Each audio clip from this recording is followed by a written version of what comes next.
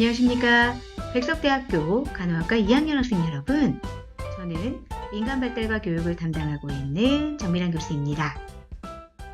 3주차 영상 강의에서는 인본주의 이론에 대해서 함께 다뤄보도록 하겠습니다. 그럼 지금부터 시작하겠습니다. 컨텐츠입니다. 이번 시간에는 매슬로우 이론, 로저스 이론, 인본주의 이론 평가에 대해서 함께 학습하시겠습니다. 먼저 매슬로우 이론입니다. 네, 그럼 매슬로우 이론의 개념에 대해서 살펴보도록 하겠습니다. 자, 이분이 바로 아브라함 매슬로우시거든요. 미국의 심리학자이자 우리가 너무 잘 알고 있는 욕구 이론을 만드신 분이시죠. 그래서 이분 같은 경우에는 인본주의 심리학자의 대표적인 그런 학자로서 자아실현 주체로서의 인격체를 매우 중요시 여겼습니다. 이분이 이제 그 심리학자로서 활동하시던 그 당시는 대표적인 어떤 프로이드의 정신분석, 행동주의 이론 이런 것들이 주로 주류를 이루었었어요. 그런데 매슬로우는 주로 이렇게 정신질환자를 연구 대상으로 삼는 프로이드의 이론이라든지 또는 인간의 어떤 자극 반응의 존재로 봤었던 그런 행동주의 이론이라든지 이러한 어떤 관점과는 달리 왜 계속 이렇게 문제 있는 사람들만 다뤄야 하느냐? 건강하고 잘 기능하는 사람들을 연구할 필요는 없는가? 이렇게 생각을 했던 거죠. 그래서 자아실현 주체로서 인격체를 굉장히 중시 여기면서 긍정적인 어떤 관점 내에서 모든 인간은 건강한 존재고 정신질환이나 범죄나 기타 문제가 있는 것들은 그 상태에서 이탈된, 벗어나 있는 상태라고 보았던 것입니다. 이러한 시각을 바탕으로 매슬로우는 인간의 욕구를 계층적으로 정리한 그런 욕구 위계 이론을 제시하게 된 것이죠. 네, 그럼 매슬로우 이론의 단계 중에서 첫 번째 단계인 생리적 욕구에 대해서 살펴보도록 하겠습니다. 자, physiological needs는 보통 생존에 반드시 필요로 하는 가장 기본적인 욕구 단계라고 볼 수가 있겠습니다. 그래서 우리가 다 아시다시피 뭐 음식, 물, 공기, 수면 이런 것들에 대한 욕구와 성욕에 대한 부분들도 이 단계에 포함된다 이렇게 볼 수가 있겠는데요. 한번 보시면 배달민족 광고에서 오늘은 치킨이 땡긴다 라는 표현 이건 어떨까요? 바로 음식에 대한 그런 욕구를 자극시키는 그러한 광고라고 볼 수가 있겠고요. 또 많은 광고들 중에서도 이런 광고들 전혀 다른 새로운 무슨 광고가 되세요? 바로 맑은 공기를 강조하는 그러한 광고였습니다. 그래서 공기청정기 광고였고요. 그리고 마지막으로 이제 잠과 관련되어 있는 침대 광고. 이런 것들이 이제 이런 생리적인 욕구를 자극하는 그러한 광고라고 볼 수가 있겠습니다. 즉, 먹고 숨쉬고 자는 것, 이런 것들이 굉장히 우리에게 중요한 그런 니즈라는 것들을 알 수 있는 것이죠. 자, 뿐만 아니라 여기 지금 보시면은 파워에이드, 이제 갈증을 느끼는 그런 순간에 이런 갈증을 해결해 주는 이런 음료다라 그래서 우리가 물, 음료에 대한 그런 욕구들도 이런 광고로서 확인할 수가 있을 것입니다. 자, 이렇게 우리가 생리적 욕구에 해당되는 부분들은 가장 첫 번째 단계의 욕구로서 아까도 얘기했지만 가장 기본적이고 가장 강렬하고 이것이 충족되지 않을 경우에는 다음 단계인 안전의 욕구, 또 사랑과 소속의 욕구, 자아 존중, 자아 실현의 욕구 이런 것들의 충족으로 나아가지 못하는 것이죠. 네, 생리적 욕구가 충족이 되고 나면 인간은 다음 단계인 바로 안전의 욕구, safety needs를 추구하게 됩니다.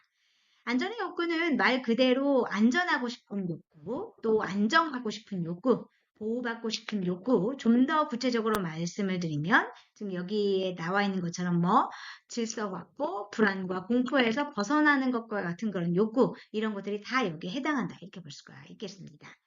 자, 여기 지금 보시면은 첫 번째 이 이미지를 보시면 어떤 이미지가 되세요? 이제 노부부가 따뜻하게 차를 마시는 모습이 있죠.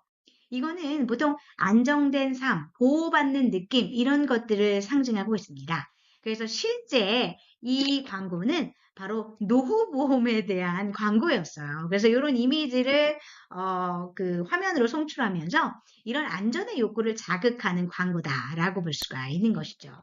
자, 뿐만 아니라 걱정과의 전쟁 해가지고 이것도 보험회사잖아요. 그래서 심각하게 우리를 위협할 수 있는 여러 가지 위험에서 우리를 보호해 줄 수 있는 보험과 같은 것들이 보통 이런 안전의 욕구를 자극하는, 그렇죠? 이런 욕구들을 채워줄 수 있는 그런 방향으로 광고를 하게 됩니다. 무엇보다도 우리가 전쟁이나 재난, 뭐 가정폭력, 아동학대 이런 것과 같은 상황에서는 신체적인 안정에 해당되는 부분들이 지속적으로 위협을 받고 흔들리게 될 수밖에 없죠. 이럴 경우에 보통 우리가 PTSD라고 하는 외상후 스트레스 장애가 나타날 수가 있습니다. 이것은 단순한 심리적 문제가 아니라 욕구위기의 두 번째 단계인 이 안전의 욕구가 근본적으로 충족되지 못한 데서 비롯된 결과라고 이제 우리가 이해를 할 수가 있는 것이죠. 그래서 우리가 이 안전의 욕구에 해당되는 부분들이 잘 만족되지 않아서 나타나게 되는 그런 부분들 중에 하나가 바로 PTSD다. 이렇게 볼 수가 있는 것입니다. 자, 다음으로는 안전의 욕구가 어느 정도 충족되면 세 번째 단계인 바로 이 사랑과 소속의 욕구가 등장하게 됩니다. 이 욕구는 특정한 사람과 친밀한 관계를 맺고 어떤 집단에 소속되고자 하는 그런 욕구다라고 볼 수가 있겠어요. 인간은 사회적 동물이라는 말을 많이 들어보셨잖아요. 그래서 매슬로우도 이를 욕구 차원에서 이렇게 설명해 놓은 것입니다. 그러다 보니까 이제 이 욕구가 잘 충족이 되면 원만한 인간관계를 맺게 되고 반대로 이 부분들이 굉장히 충족되지 못하고 결핍되면 소외감과 외로움을 경험하게 되는 것이죠. 그래서 이러한 욕구들을 우리가 잘 짚어주는 그런 광고들이 바로 이런 겁니다. 결혼 중매 서비스 광고, 평생 함께할 인연을 큐피트 결혼해서 만나보세요. 이런 것과 같은 것들은 바로 친밀한 관계 형성에 대한 욕구를 여기에서 이제 보여주는 그런 것들을 자극하는 그런 광고라고 볼 수가 있는 것이고요. 그리고 여러분 1학년 때 또는 2학년 초반에도 여러 가지 이 지금 3월이나 이럴 때 여러 동아리 모집하는 여러 가지 이렇게 모집하게 되는 그런 포스터를 많이 볼 수 있었을 거예요. 그래서 RCY 단원 모집 포스터 같은 예를 한번 들어보시면 청소년들이 집단에 소속되고자 하는 욕구를 자극될 수도 있고 여기 만화처럼 이건 제가 하나 가지고 온 것인데 친구가 없어 혼자인 사람과 너와 함께 라며 손을 내미는 장면이 있잖아요. 만화. 오른쪽에 만화처럼요. 그래서 소속의 욕구가 얼마나 강렬한지를 이렇게 그림, 만화에 감성적으로 이제 담아내고 있죠. 그래서 이런 식으로 우리가 이제 광고를 하게 된다. 이렇게 볼 수가 있는 것입니다. 네, 다음으로는 자아 존중의 욕구입니다. 자, 이 욕구는 기술을 배우고 맡은 일을 훌륭히 해내고 성취나 칭찬 및 성공을 통해서 충족되는 그런 욕구라고 볼 수 있는데 크게 두 가지 방향으로 나눠볼 수가 있겠습니다. 처음에는 타인의 존중, 즉 다시 얘기하면 타인으로부터 존중을 받는 거예요. 그래서 내가 다른 사람으로부터 명성을 얻거나 존중을 받거나 어떠한 지위를 얻는다든지 좋은 평판을 갖는 것, 즉 다른 사람들이 나를 어떻게 보느냐에 관한 것이죠. 또 다른 하나는 자신에 대한 어떤 안정감과 자신감입니다. 내가 스스로에게 나 자신을 얼마나 가치 있는 존재로 여기느냐에 관한 것이라고 볼 수 있겠습니다. 그래서 이 욕구가 충족되지 않는다면 인간은 열등감과 좌절감, 무력감 같은 것들이 나타날 수가 있습니다. 자, 이 슬라이드에서 보시는 바와 마찬가지로 자, 한 병원에서 칭찬 릴레이 같은 것들을 하고 있죠. 이런 것들은 직원을 칭찬함으로써 자아 존중의 욕구를 충족시켜주는 그런 사례라고 할 수 있겠습니다. 그 외에도 여러 우리 TV 프로그램이나 아니면 유튜브 프로그램 같은 경우, 뭐 서민갑부 같은 프로그램도 있잖아요. 평범한 사람이 자신의 일에서 성취를 이루고 인정받는 스토리, 그런 것들은 모두 다 자아 존중의 욕구를 강하게 피력하는 그런 부분이라고 볼 수가 있는 것입니다. 자, 다섯 번째 단계는 바로 자아 실현의 욕구입니다. 자, 자아 실현의 욕구 2단계는 지속적인 자기 개발을 통해서 자기 발전과 자기 완성을 이루어서 굉장히 매슬로우 이론에서 높은 수준의 욕구 단계에 해당한다라고 볼 수가 있는 것입니다. 지금 보시면은 굉장히 제가 좋아하는 그런 옛날 책 중에 하나였었는데 시련은 있어도 실패는 없다라는 책이 있었거든요. 이 책이라든지 또는 좋은 부모 되기와 같은 프로그램, 강좌 이미지가 있죠.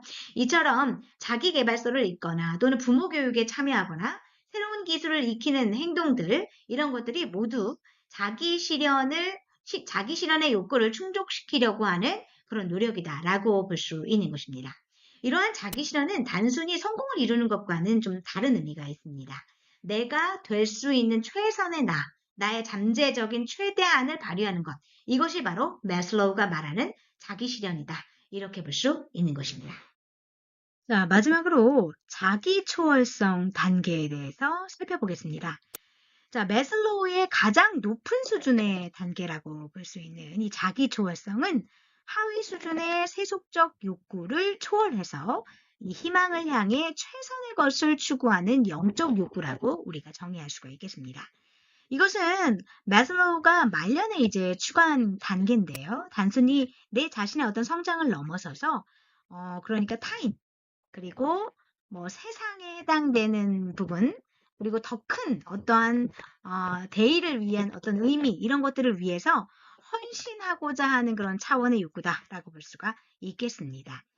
자, 그래서 그러면 매슬로우 이론에 대한 부분들을 지금까지 하셨던 것들을 한 번에 이렇게 볼 수 있는 이 피라미드 그림을 한번 살펴보도록 하겠습니다.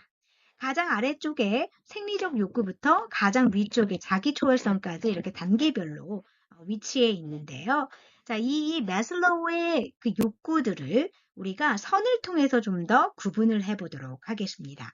먼저 이 빨간 선을 기준으로 생리적 욕구와 안전의 욕구, 그리고 사랑과 소속의 욕구, 자아 존중의 욕구, 자아 실현의 욕구, 자기 초월성 이런 식으로 두 가지를 구분할 수가 있겠는데요. 자, 우리가 어떻게 구분할 수가 있냐면 바로 생리적 욕구와 안전의 욕구는 물질적 욕구로서 우리가 확인할 수 있고 그리고 사랑과 소속의 욕구부터 자기 초월성까지는 정신적 욕구로 분류할 수 있겠습니다. 보통 이 물질적 욕구라고 하는 생리적 욕구와 안전의 욕구는 음식이나 물, 주거지 등등 물리적이고 형태가 있는 그런 자원을 통해서 이 욕구들이 충족이 됩니다. 그래서 인간의 생존이나 안전을 위해서 외부로부터 무엇인가를 얻어야 되기 때문에 우리가 물질적이라는 표현을 매슬로우가 사용을 했던 것이죠. 정신적 욕구라고 하는 요 네 가지 욕구는 물질적 보상만으로는 결코 채워지지 않는 그런 욕구입니다.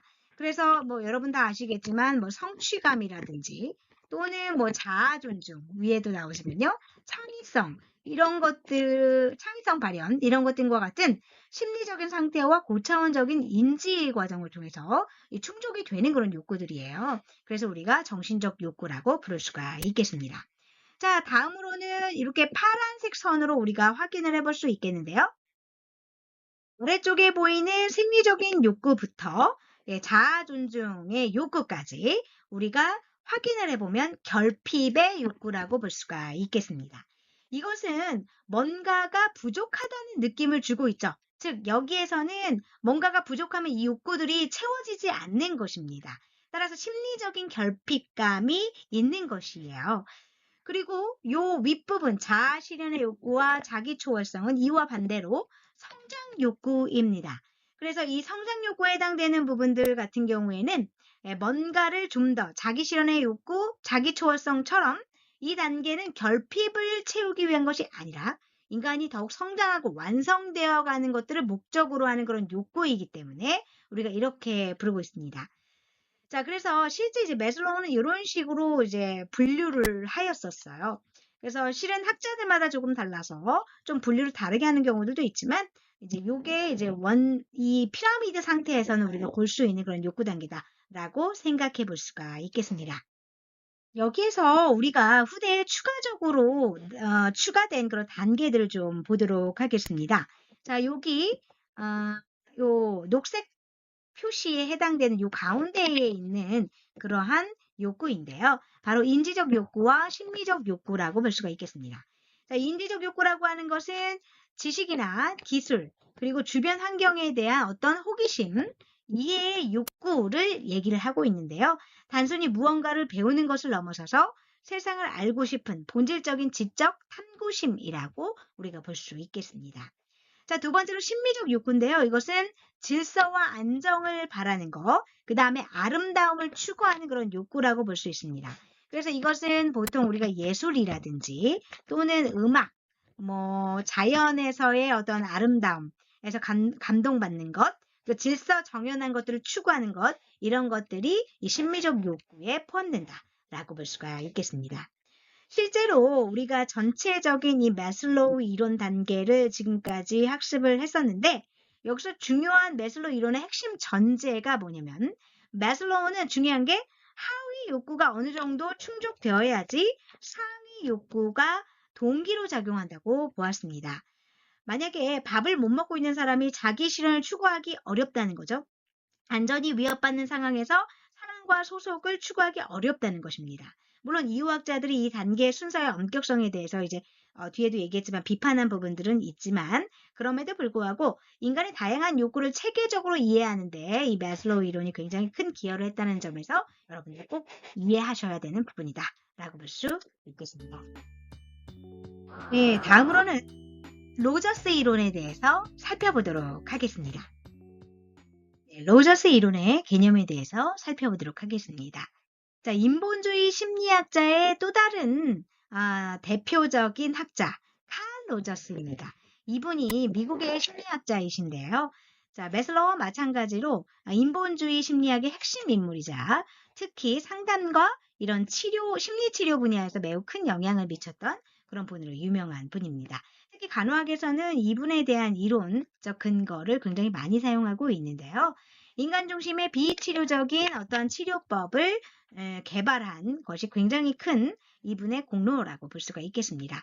여기서 비지시적이라고 하는 그런 말이 조금 낯설게 느껴지실 수 있는데요. 쉽게 말씀을 드리자면 치료자가 내담자에게 이렇게 하세요, 저렇게 하세요 라고 지시를 하거나 방향을 제시하는 것이 아니라 대신 내담자 스스로 자신의 문제를 이해하고 해결책을 찾아갈 수 있도록 서포트한다는 그런 개념이 여기에 포함되어 있는 것입니다.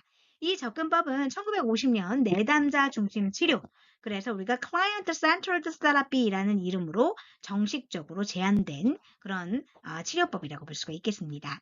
여기서 우리가 주목할 단어가 바로 내담자 중심입니다. 치료의 중심이 치료자가 아니라 내담자 자신에게 있다는 것. 즉 다시 얘기하면 우리가 주로 얘기하는 대상자 중심이라고 볼 수가 있는 것이죠. 그렇다면 로저스가 생각하는 좋은 치료자, 좋은 상담가의 조건은 무엇이었을까요?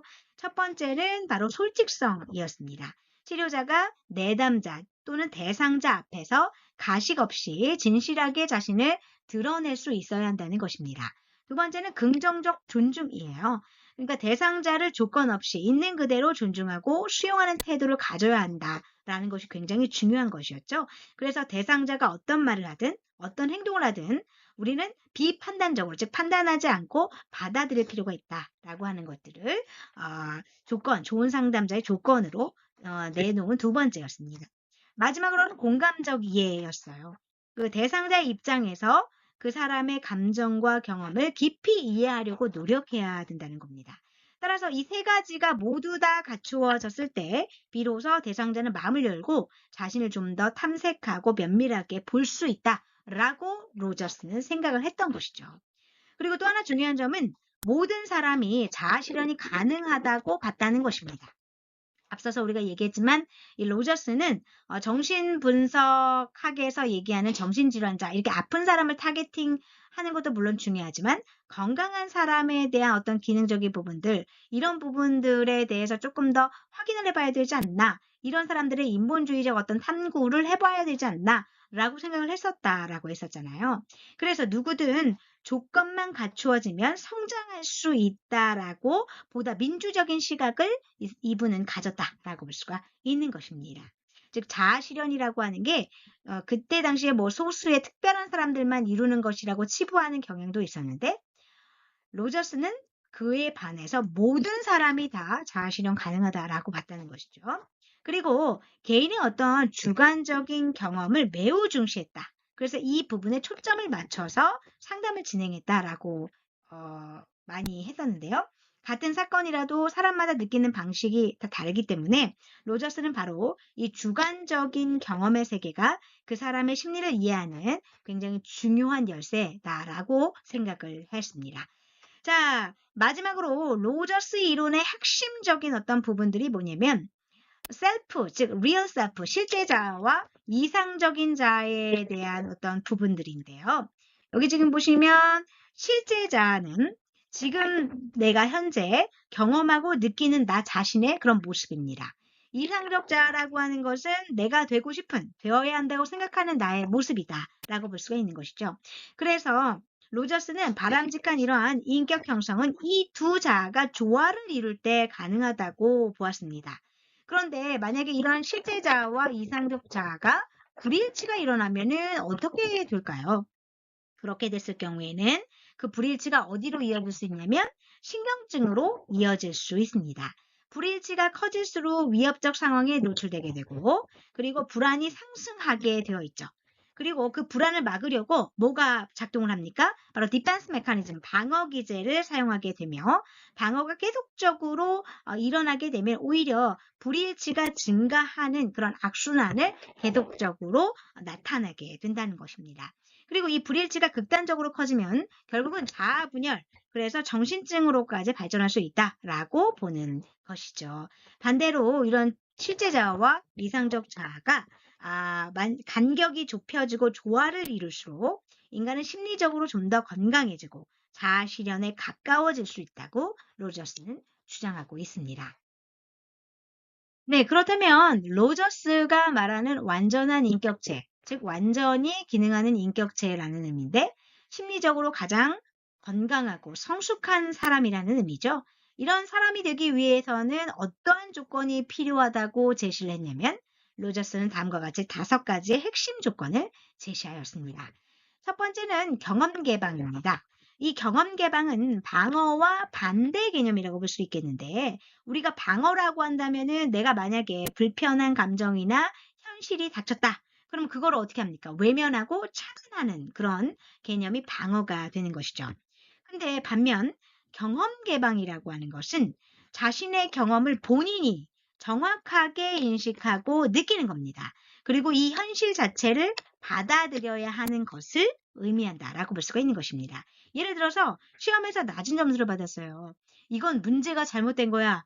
선생님이 이상하게 낸 거야. 교수님이 뭔가 문제를 꽈어.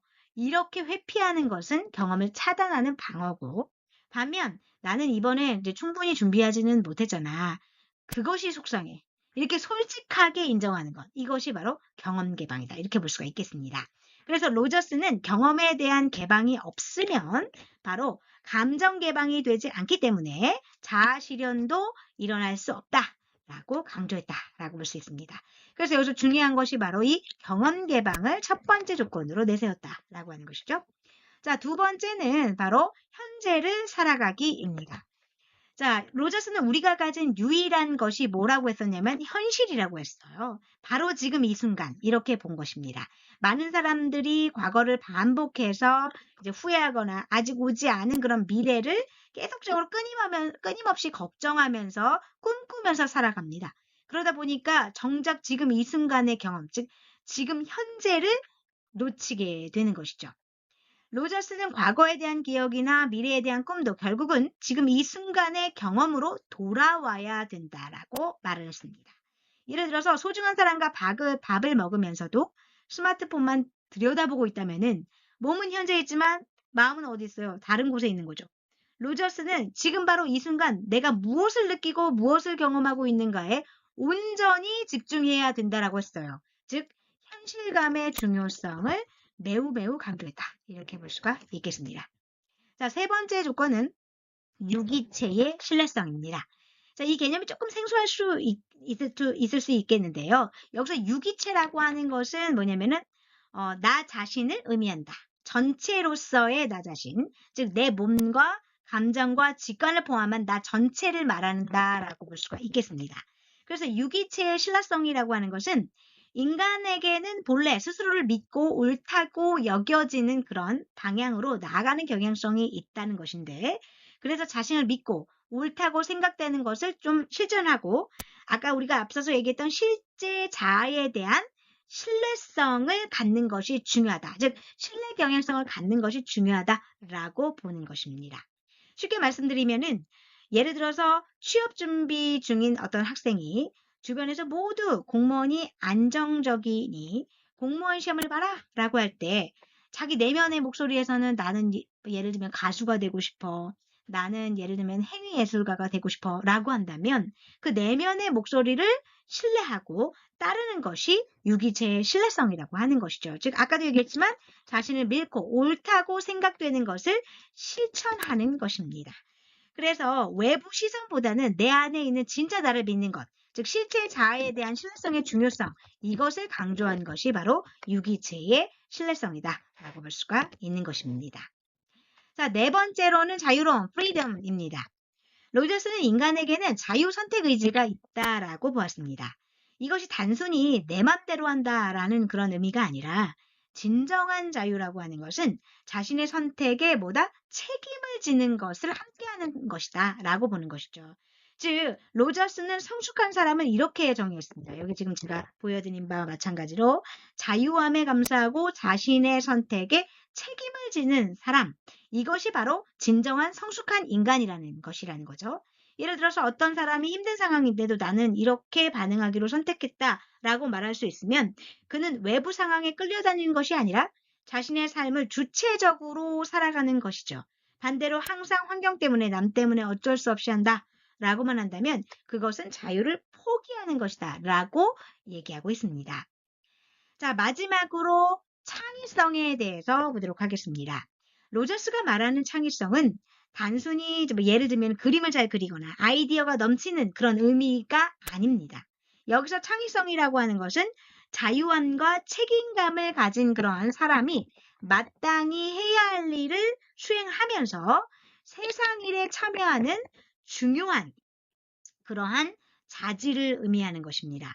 그리고 그 바탕에는 중요한 게 관심과 사랑, 그 다음에 최선을 다하는 마음 이런 것들이 있어야 한다고 했습니다. 예를 들어서 한 교사가 단순히 교과서를 읽어주는 것이 아니라 학생 한 명 한 명에게 관심을 가지고 그들에게 맞는 방식으로 개별화 수업을 새롭게 만들어갔어요. 이것이 바로 로저스가 말하는 창의성이라는 것입니다. 거창한 발명이 아니라 일상 속에서도 관심과 사랑을 가지고 최선을 다하는 삶의 태도, 이 자체가 창의성이라고 언급하는 것이죠. 네, 세 번째로는 인본주의 이론 평가에 대해서 확인해 보도록 하겠습니다. 네, 지금까지 우리는 매슬로우 이론과 로저스 두 학자의 이론을 모두 살펴봤습니다. 자, 그러면 인본주의 이론이 심리학에서 어떤 의미를 좀 가지는지 한번 확인해 보도록 하겠습니다. 먼저 매슬로우 이론을 좀 살펴보시면 매슬로우 이론은 행동주의가 설명하지 못하는 인간 이해의 지평을 넓혔다는 점에서 큰 의미를 가지고 있습니다. 행동주의는 인간의 행동을 자극과 반응, 보상의 처벌로만 설명하려고 했었는데요. 매슬로우는 그에 반해서 인간이 단순히 자극에 반응하는 존재가 아니라 더 높은 가치와 의미를 추구하는 그런 귀중한 존재라는 것을 보여주었죠. 또한 앞서도 얘기했었지만 자아실현이 인간 삶의 근본적인 어떠한 목적이라고 제안을 함으로써 심리학이 단순히 문제를 치료하는 그런 학문을 넘어서서 인간의 성장 그리고 잠재력 이런 것들을 탐구하는 학문으로 확장시키는 데 크게 기여했다라는 의의를 갖습니다. 자, 다음으로는 로저스 이론에 대한 의의인데요. 아까 우리가 금방 얘기했었던 로저스의 내담자 중심 치료, 그죠? 대상자 중심 치료는 오늘날 정신치료에 널리 받아들여지고 있는 그런 치료법이라고 볼 수가 있겠어요. 실제로 현대 상담 심리학의 거의 모든 흐름에 로저스의 영향이 다 녹아 있다고 해도 과언이 아닙니다. 특히 로저스 이론은 치료자의 어떠한 인본주의 가치관 형성에 굉장히 큰 도움을 줬다라고 볼 수가 있겠는데요. 그 대상자를 판단하지 않고 있는 그대로 수용하고 공감하는 태도, 이것이 바로 로저스가 강조한 치료적 관계의 핵심이고 오늘날 상담자와 치료자가 갖추어야 할 기본 자질이라서 우리 간호사가 될 여러분에게도 굉장히 중요한 자질이다라고 볼 수 있겠습니다. 네, 이렇듯 인본주의 이론이 굉장히 긍정적인 공헌들을 많이 했었는데요. 그러니까 여러 학자들에 의해서 중요한 비판들도 존재를 합니다. 그러면 첫 번째 비판 한번 볼까요? 과학적 검증의 어려움에 대한 내용을 얘기하고 있는데요. 인본주의 이론은 자아실현, 그리고 자기초월, 공감, 경험 개방과 같은 여러 가지 개념들을 핵심으로 다루고 있습니다. 근데 지금 말씀드린 이런 개념들이 어때요? 매우 추상적이고 주관적인 그런 개념들이죠. 그렇다 보니까 객관적이고 과학적인 어떤 연구, 측정하는 것이 굉장히 어렵습니다. 자아 실현을 어떻게 수치로 측정할 것인가라는 질문에 명확하게 우리가 답을 내놓기는 어렵죠. 생리적 지표로 이렇게 발현시킬 수 있는 그런 부분들이 있나? 또는 과학적인 정말 정밀한 객관적으로 측정할 수 있는 그런 스케일이 있나? 그걸 위해서 이제 많이 연구를 하는 것이지만 실제 한계가 있습니다. 두 번째, 이론의 보편성 및 일반화 한계입니다. 마슬로우와 로저스의 이론은 주로 어때요? 서구, 그리고 특히 미국의 어떠한 문화적 맥락 속에서 발전을 했습니다.